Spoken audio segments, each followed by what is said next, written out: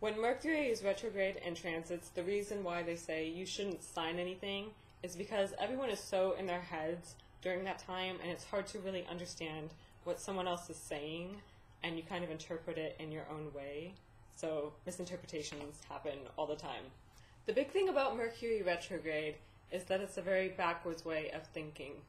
You might come to a conclusion, blurt out that conclusion, skipping the thought process, skipping all the steps, skipping all the motions, and you just know what you think before you know why you think it. You know where trains of thoughts lead, so you can skip ahead to the end, to the conclusion, and because of that, you can end up stealing other people's thoughts before they have time to even think them. You come to conclusions as if you have already thought everything out thoroughly. It's not that people with Mercury retrograde are stupid.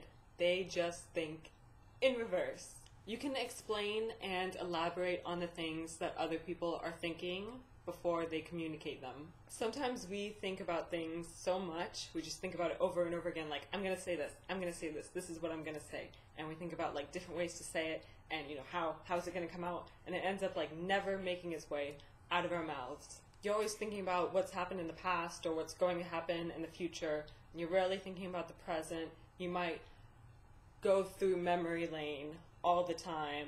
You might lie in bed, awake at night, thinking about all the things you're going to do tomorrow, and then you end up not actually sleeping and not actually being able to do those things tomorrow.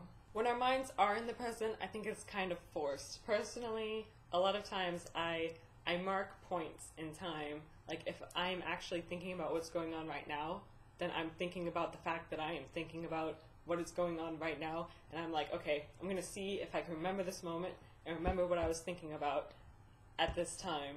People with Mercury retrogrades need a lot of mental stimulation. We could get bored easily and get distracted and end up always being in our heads. And because we don't think in the normal order, our heads can be very disorganized. So what helps me is to write things down. I have to write everything down or else it's going to get lost in my brain. Depending on what house you have your Mercury retrograde in, you're probably always reevaluating like what went wrong and what happened in that area of your life.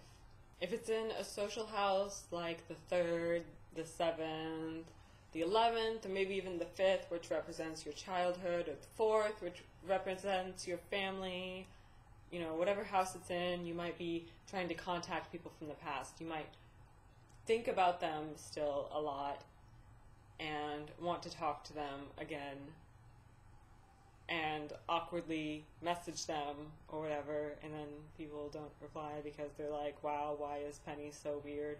If it's in the 12th, I don't know, maybe you try to communicate with your past lives. Maybe you remember dreams that you had in the past a lot of times. Maybe you think about things and then end up dreaming them in the future. Anyway, my daughter and I both have Mercury retrograde, so I really like this placement because I like myself and I love my daughter. So yeah, I think it's great. I think it's misunderstood.